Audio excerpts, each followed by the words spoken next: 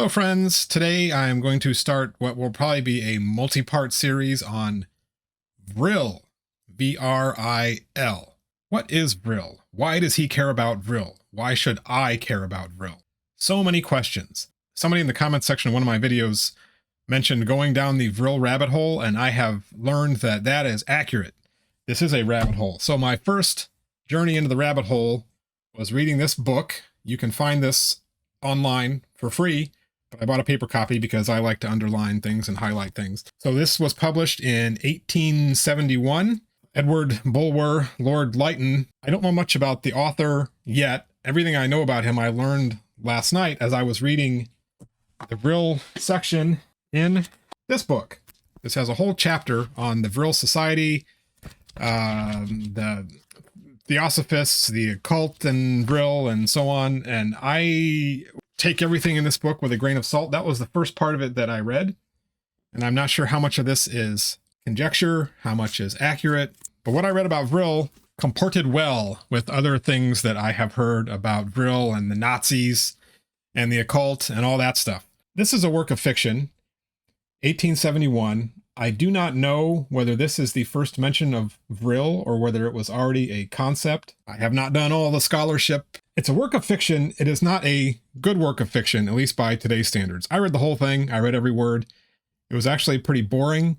The passages that I underlined and marked were what I thought were interesting aspects of this that articulate with a lot of pseudo-archaeology that was super popular in the late 1800s and also remains super popular today because, of course, pseudo-archaeology has no way of filtering out all of this crap.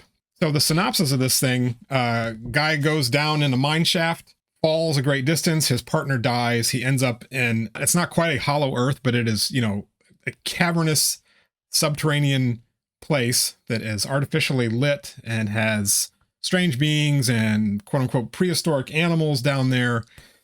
They keep him there for a while because they don't want him to go back up to the surface and kind of betray that they're there. So he thinks he has to spend his life there. Anyway, he learns through the power of Vril and all their advanced kind of magical things. He learns to speak the language. And so it's kind of an ethnography of this underground quote unquote race. They are related to humans, but they are not humans. They diverged a long time ago. They have harnessed the power of Vril, which is this kind of metaphysical power that's kind of in the air, like magnetism or electricity, which he talks about quite a bit. And they can use that, as a weapon. They can use it to fly. They can use it to control animals and people and that sort of thing. So the imagining is that these subterranean dwellers who are these kind of supermen will eventually come up to the surface and take over what is above ground. So that's the coming race part of the title. Anyway, things that are interesting about this. I'm going to go through my notes. Before we do that, just so you see why I'm interested, if you search for Vril in YouTube, you get videos like the universal life force and Viking myth of Hitler's supernatural rise to power, secrets behind the Nazi regime, Vril and Rodhod out-of-place artifacts, how the island of Atlantis played a central role in Nazi beliefs. There's apparently a band. A lot of electronica in the Vril world. Different cultures, Nazi flying saucers, Hitler's monsters, supernatural history of the Third Reich. So that's the reason why I'm interested in it. And it's also tied to Atlantis, to ancient Aryans, and other kinds of stuff. So I want to go through a little bit of that. So first of all, the publication date, 1871, Hollow Earth stuff. There's tons of Hollow Earth stuff around at this time. I took some notes, but I'm going to have to follow up on this stuff. But the Hollow Earth ideas going back to the early 1800s, a lot of writings 1840, 1864, 1885, 1906, 1907. The most famous, of course, was Jules Verne, 1864, Journey to the Center of the Earth. So the idea of having something take place in the interior of the Earth, not original. Pseudo-scientific idea by that time, I believe. By the late 1800s, nobody serious really thought the Earth was hollow. But it was a great place to have adventures. If you remember Land of Lost as a kid, they go down this waterfall and they go down into this, I guess, subterranean world down there with dinosaurs and slee stacks and all that crap walking around.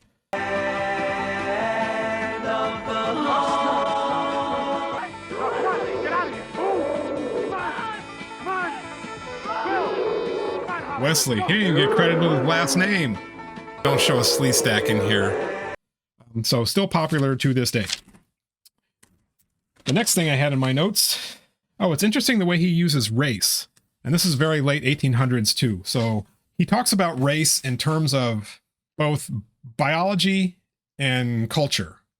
And in fact, he has kind of a very Lamarckian evolutionary framework that is submerged in how he talks about things. So learning to use the Vril, the power of Vril, you use it, you habitually use it, and eventually your species evolves to where they are biologically capable of using it. So it's kind of like, the analogy is like the giraffe stretches its neck out to get the tall fruit, and eventually that produces, you know, these characteristics are inherited from behavior, which is of course not how we understand evolution today. But you have to remember, Darwin, when was Origin of the Species published?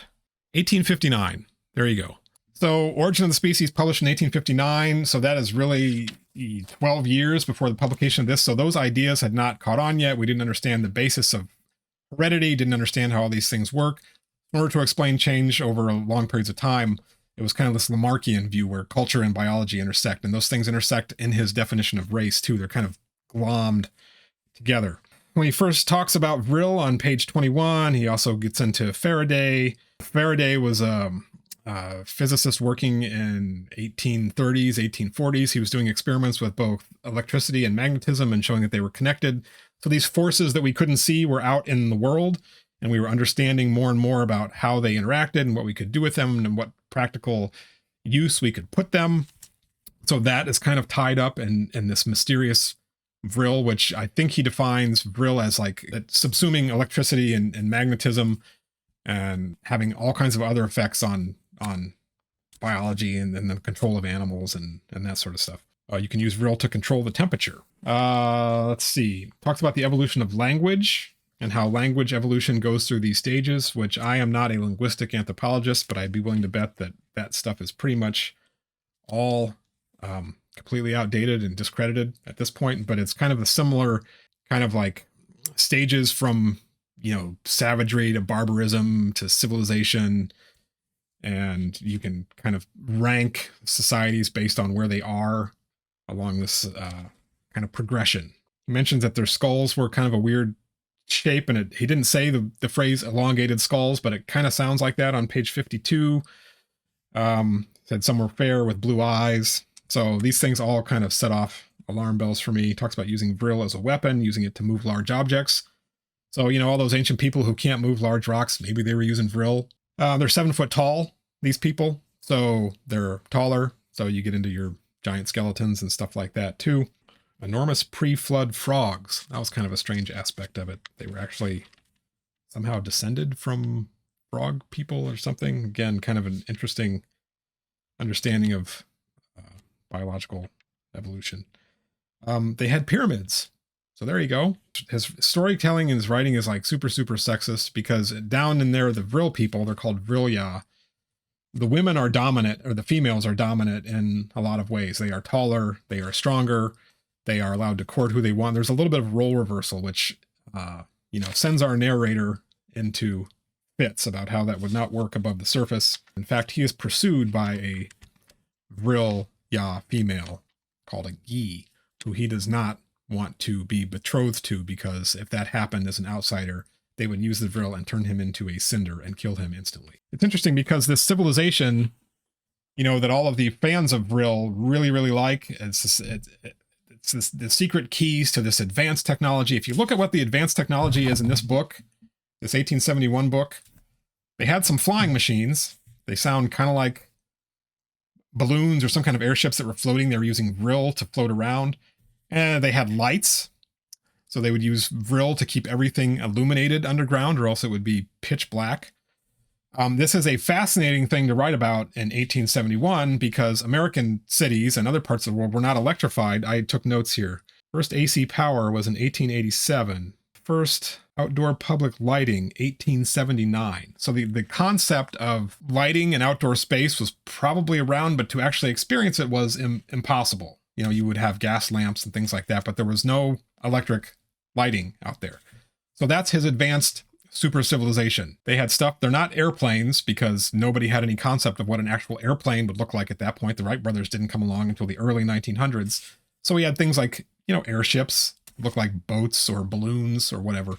The Vril people wear wings, which they power with these kind of bladders filled with Vril so they can float and they can fly around with their like mechanical wings, and they're automata that like they're robots or whatever that were also Vril powered that would be their servants. So these are all very late 1800s ideas of what an advanced civilization would look like. No concept of what efficient air travel would be like. The most advanced thing they can do, with lighting, there's no idea that there was electricity going through all of these places. Like they would just use the Vril and light the place. So if you're looking to judge whether this was a true tale or not, I ask you to look no farther than how you would define this advanced civilization based on their technology.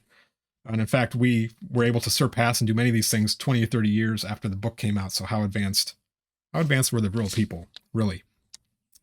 He's definitely afraid of women's rights. Oh, on page 118, so this was a key one. I'm going to find this and read it. That I arrived at the conviction that this people, though originally not only of our human race, but, as seems to me clear by the roots of their language, descended from the same ancestors as the great Aryan family, from which in varied streams has flowed the dominant civilization of the world. So they're not Aryans, but they are closely related to Aryans. Go figure. If they ever emerged from these nether recesses into the light of day, they would, according to their traditional persuasions of their ultimate destiny, destroy and replace our existent varieties of man. Sounds like Atlantis, page 24, History of the Race. The remote progenitors of the race had once tenanted a world above the surface, that in which their descendants dwell. So they used to be above the surface. That portion of the upper world inhabited by the ancestors of this race had been subjected to inundations, not rapid, but gradual and uncontrollable, in which all, save a scanty remnant, were submerged and perished. Whether this be a record of our historical and sacred deluge, or of some earlier one contended for by geologists, I do not pretend to conjecture. Band of the ill-fated race, thus invaded by the flood. He capitalizes flood, so he's talking about the biblical flood at that point. Had, during the march of the waters, taken refuge in caverns amidst the loftier rocks, and wandering through these hollows, they lost sight of the upper world forever. Indeed, the whole face of the earth had been changed by this great revulsion. Land had been turned into sea, sea into land. Oh, in the bowels of the inner earth, even now, I was informed as a positive fact, might be discovered the remains of human habitation. Habitation not in huts and caverns, but in vast cities whose ruins attest the civilization of races which flourished before the age of Noah, and are not to be classified with those genera to which philosophy ascribes the use of flint and the ignorance of iron. So advanced civilizations underground, well before the real flood, I guess. Fugitives carried with them the knowledge of the arts they had practiced above ground. I'm not sure he ever actually mentions Atlantis specifically. I think it's pretty clear that that was going to tie into this whole idea that there was a, golden age or an advanced age pre-flood. Though I'm actually not sure that it seems like with the ethnology and the history he's creating here, they didn't actually harness the Vril until they were underground. So it's a little bit strange. It wasn't like the people who were living in Atlantis had this great, command of this great power of Vril. It seems to be an underground thing, unless I read that wrong or missed something. The philologist will have seen from the above how much the language of the Vrilya, the people who use the Vril, is akin to the Aryan or Indo-Germanic. So that's kind of the backstory. I have no idea how popular this book was in the 1870s, but I think this guy was, let's see what they say about it. I wonder if Hitler believed in a hollow earth. The guy sounds like a little bit of a crackpot. I gotta say, I would be suspicious. Okay, here we go. Here's what Warning of the Magician says. Talking about the Vril Society. The secret community was founded, literally, on Bulwer-Lytton's novel, The Coming Race. The book describes a race of men psychically far in advance of ours. They have acquired powers over themselves and over things that make them almost godlike. For the moment, they are in hiding. They live in caves in the center of the earth. Soon they will emerge to reign over us. The Berlin group called itself the Luminous Lodge, or the Vril Society. The Vril is an enormous energy of which we only use a minute proportion in our daily life, the nerve center of our potential divinity. Whoever becomes master of the Vril will be master of himself and others round him and of the world. There we go. Luminous Lodge, which is the Vril Society, had associations with the Theosophical and Rosicrucian groups. And again, I have not vetted anything that's in this book. I'm just going down the rabbit hole here. Where does he say who came up with the notion of Vril? I thought I read that here, but I might have read it someplace else. Blavatsky gets in on it. I really need to take better notes. Originally published as The Coming Race, blah, blah, blah, blah, blah. Subterranean Master Race. Name of which is a shortened version of Vril. Secret Vril Society. Okay, so this is their source for the Vril Society is this book. So again, I'm going to want another source on that because I have no reason to trust that book at this point. Recent research has shown that Bulwer-Lytton developed his ideas about Vril against the background of his long preoccupation with occult natural forces, which were widely discussed at the time, especially in relation to animal magnetism or later spiritualism. Oh, here we go. The notion of the Vril is mentioned for the first time in the works of the French writer Jacques, French consul in Calcutta under the Second Empire. Jacques. Let's see what we can find out about him. Louis Jacques. Occult Science in India, written during the 1860s and published in 1875. Indian Roots of Western Occultism. Freemasonry. Expounds his belief in a lost Pacific continent. It was quoted by Elena Blavatsky. I've never heard of this guy before. So, once again, yeah, total rabbit hole. I mean, I don't see anything of his written before the late 1860s. So if that's the first mention of Vril, no results found for this book. No matches in that book for Vril. Peoples of disappeared continents. My French is not great. Maybe I should bone up on my French by reading all this garbage. That's something to try to track down. So anyway, this was apparently a very popular book, 1871. It was drawn upon by the Theosophists, Blavatsky, other occult people. There may or may not have been a Vril Society that Hitler was somehow later connected to. That's part one of my WTF is Vril series. I'm going to figure out what it is for myself, and then we're going to look at the concept in Lost Civilization Claims, Nazism, Atlantis, and white supremacists today who still talk about Vril as if it were a real thing. From beyond, and helped harness what they called Vril. Bulwer-Lytton's book, The Coming Race, published in 1871, described an advanced civilization that dwelled below the surface of the earth. Ancient antediluvian civilizations were said to have mastered this universal life force. The Chinese refer to it as Qi. It was the Hindu fiction. As prana, the Japanese the as book Reiki. Is fiction. A more modern building block fiction. Of all organic. That's that. Buckle up. See you later. I forgot about the ending credits. Good song. Now I need to find my way. I'm lost, find me. Living in the land of the lost. Living the pylon, that's where the sleep stacks were. There was one that was like friendly, like it was some sleep stack that like they befriended and he helped them. I don't remember. There's 152 episodes available. I think that's what that said. So I started watching them.